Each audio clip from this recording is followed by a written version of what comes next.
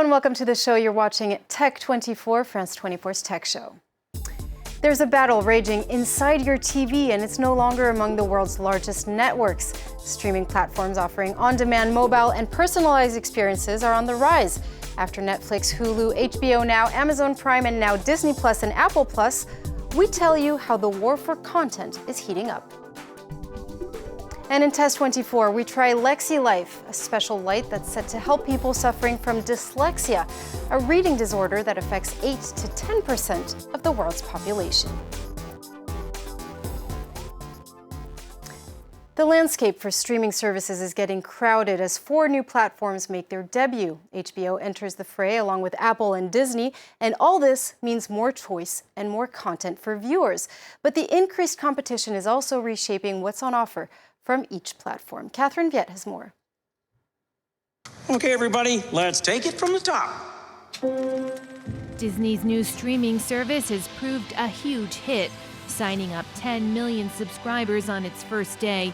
But there were some hiccups along the way, with the influx of users causing technical glitches. Disney is betting its catalog of hit movies and family favorites will make it stand out from an increasingly crowded field. When you look at Disney Plus and you see the breadth of that library, when you see that there's Disney animation and Pixar animation, there's Lucasfilm, there's Marvel, there's National Geographic, and you think about the libraries that exist within each of those areas, it's massive. The service begins operations in the US, Canada, and the Netherlands before Australia and New Zealand. Then it will gradually expand to other regions, only reaching all of Europe by 2021. It's been 10 years since Netflix shook up the marketplace, and the streaming giant remains the undisputed king, with 158 million subscribers, followed by Amazon, Apple, and Hulu. Soon to join the mix, HBO Max. The new competitors promise to shake up the landscape as they reclaim their back catalog of films and TV series. Netflix will lose a number of works it labeled originals, but in fact these weren't works produced by Netflix but bought by the service, and now they'll end up somewhere else. So the issue is, does Netflix have enough of its own TV series to continue to attract viewers? To stand out, streaming services are creating original programming.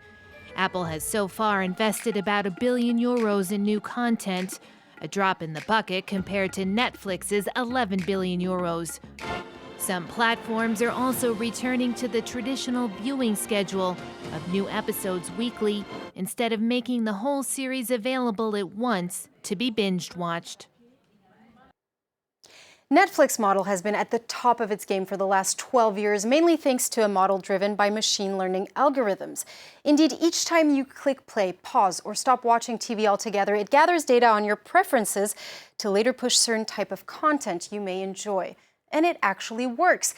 80% of the TV shows and movies people watch on Netflix are discovered through the platform's recommendation system. And the goal is simple: to keep you hooked.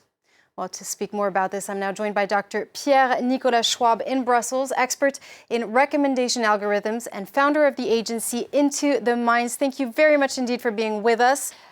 Now, on one hand, we understand that by making these suggestions, Netflix is helping members to navigate through a large portion of a catalog. But how ethical or even legal is it to subliminally shape people's choices in that way? Isn't it pure manipulation? Well, first of all, we have to remember that in the digital world of today, there is no way to navigate through the wealth of information that we have at our disposal. So we need algorithmic tools to help us find the right content for us. So the question of whether it's ethical or not depends on the use that you're making of those recommendation tools. So some organizations certainly want to kind of promote their own content. They want to improve their financials. And in a way, yes, you may understand that the user's interest may be at stake because what they want to promote first is their bottom line. But we really need to understand that recommendations engines are necessary in that digital world, and without them, we would be very unsatisfied. So there is a quote of Netflix that I want to look at to give you that was given in 2014 by the then chief product officer of Netflix. He said, Netflix metrics cannot distinguish between an enriched life and addiction. And it really tells you what they are at Netflix.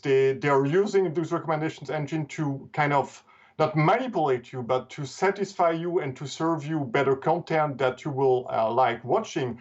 But at the same time, they don't know whether it's binge watching, whether they nudge you to just squander your time watching that content, or whether your life is really enriched. So that's where that ethical, unethical question is coming.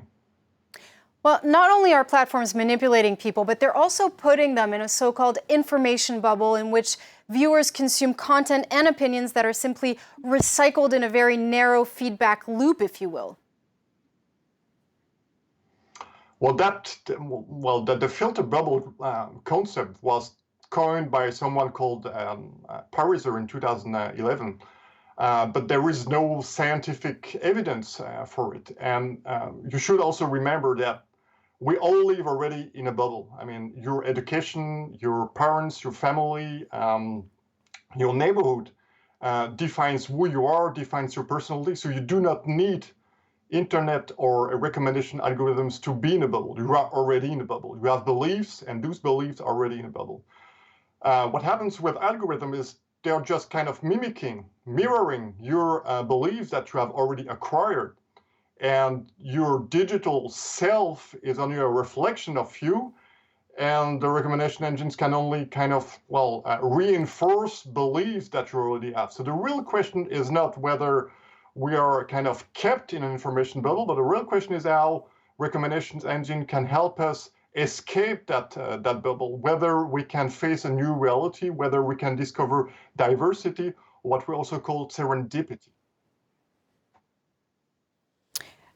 Pierre-Nicolas Schwab, thank you very much indeed for that. You're welcome.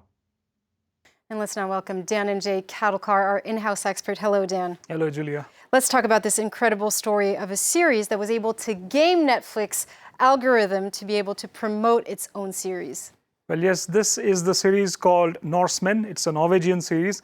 And just as the English version of the series was about to make its debut on Netflix in the US, the producer came up with a very clever marketing ploy in order to make it noticed among the hundreds of titles on Netflix. So he placed targeted Facebook ads in the major cities in the US and also the states where there's a big Norwegian population. And this worked fantastically because as a result of this campaign, 6,000 members followed this show. And as the numbers started growing, it prompted Netflix algorithms to put this series on its recommendations. And to recommend it more. Exactly. Right.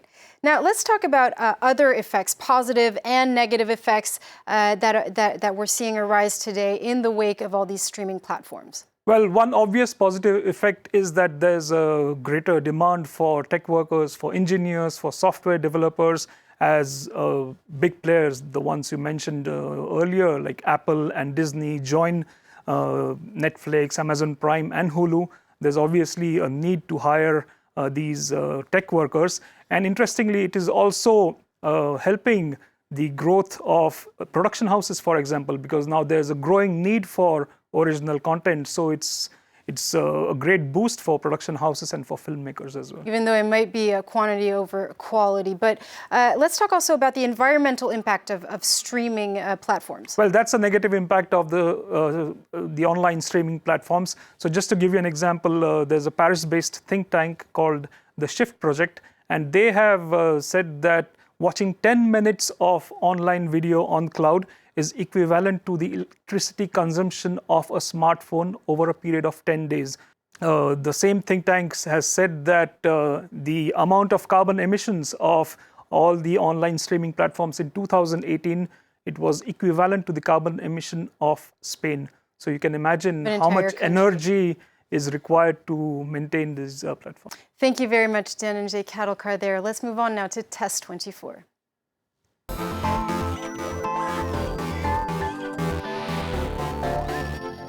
Dyslexia is a reading disorder that affects 8 to 10% of the world's population. And a French startup has developed a lamp that helps make reading easier for the dyslexic. It's a lamp that was developed in the wake of a study that was conducted here in France in 2017.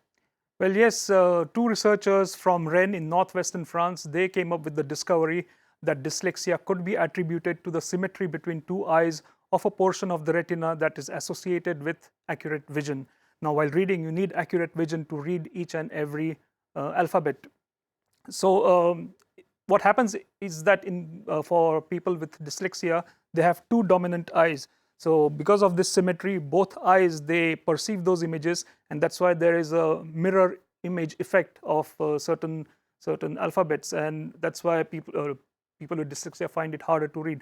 And in non-dyslexia person, these regions, they are asymmetrical, so they are different, and that's why one eye becomes more dominant, and that's why there is a balanced image. Now, based on this research, the lamp was developed, and here you can see, first of all, there's the normal mode, so you can read in a normal light, and if you press it for some time, you'll see that the lamp starts emitting pulsating light and modulating light. So this pulsating light, the cameras will be able to maybe capture it better in dark. So it essentially what it does is that it tries to negate this impact of the creation of mirror images, and because of these pulses, the light that is reflected from the surface of the paper to person who's suffering from dyslexia, so this light enters the eye, and it helps the brain to construct one of the two images instead of having both at the same time. Yeah, one of the two images, and it makes one eye dominant, and that's how it negates that effect of mirror imaging, and that's how it works. Well, it's a fascinating gadget. Thank you very much indeed for that, Dan and Jay. That brings us to the end of this week's edition of Tech 24, but you can watch it again on our website, France24.com. See you soon.